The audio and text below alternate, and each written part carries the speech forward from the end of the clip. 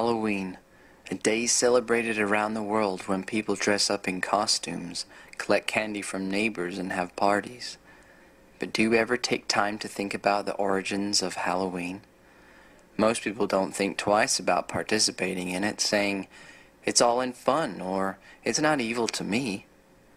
But is this so-called Hallow evening really so innocent? Are there ties to paganism and Satanism? Shall we as Christians celebrate Halloween, or should we have an alternative name for it like Harvest Festival? Before we get into those questions, let's take a closer look at the history of this night and how it all started. Samhain, or Halloween as it is called today, was celebrated on October 31st to November 2nd and started out as one of 4 major holy days to the Celtic Druids, referred to as fire festivals by them. To the Celts, fire was a symbol of divinity, holiness, truth, and beauty. To the Druids, these events signified the beginning of the cold and dark half of the year. Their belief was on this night the veil between the living and the dead was dropped, and dead souls were wandering the earth, creating havoc and causing mischief. To appease them, the Celts dressed up like the dead souls, so they wouldn't cause them any harm. Large bonfires were made, and animals and crops were also thrown into the bonfire as sacrifices.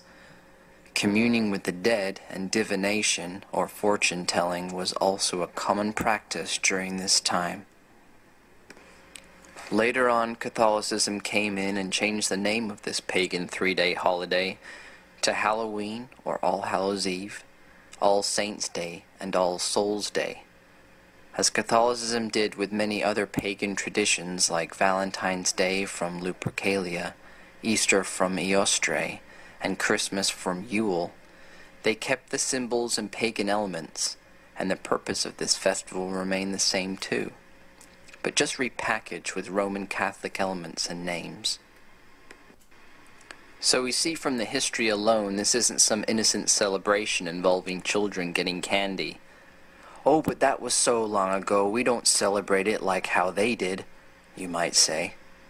Let me read to you a quote by Anton LaVey, a Satanist, from his book, The Satanic Bible. Quote, "After one's own birthday, the 2 major satanic holidays are Walpurgis Night and Halloween." End quote. In case that didn't sink in, Satanism considers this one of their top holidays. Do you still want to be part of it?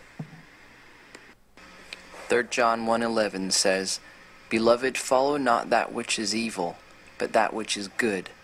He that doeth good is of God, but he that doeth evil hath not seen God."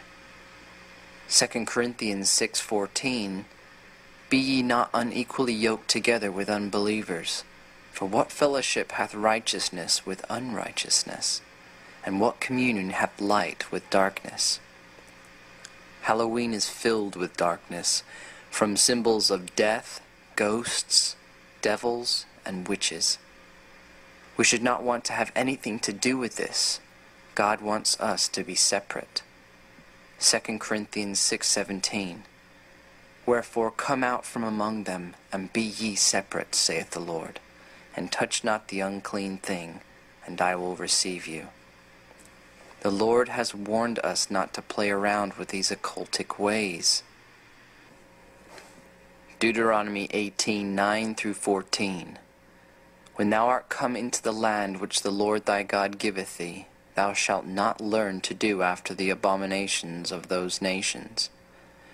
There shall not be found among you any one that maketh his son or his daughter to pass through the fire, or that useth divination, or an observer of times, or an enchanter, or a witch, or a charmer, or a consulter with familiar spirits, or a wizard, or a necromancer.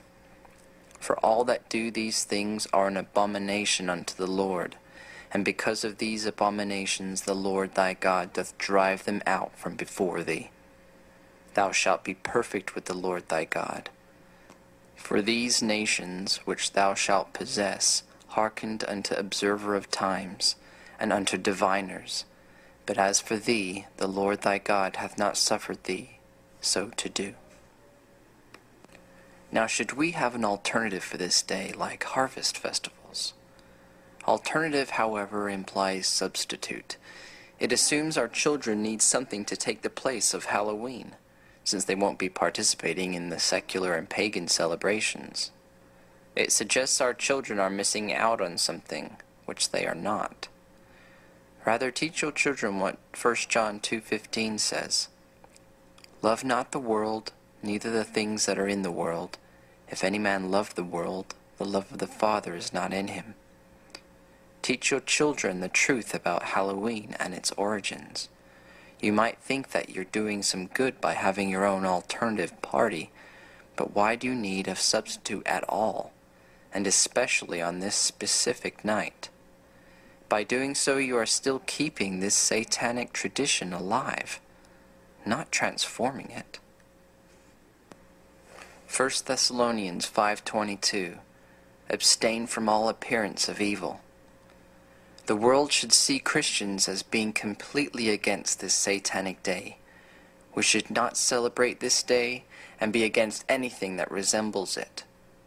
Changing the name of the day to Harvest Festival doesn't change what this day truly is and gives the wrong impression to others.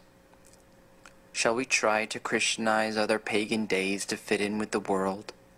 No.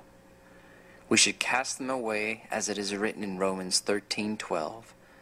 The night is far spent, the day is at hand.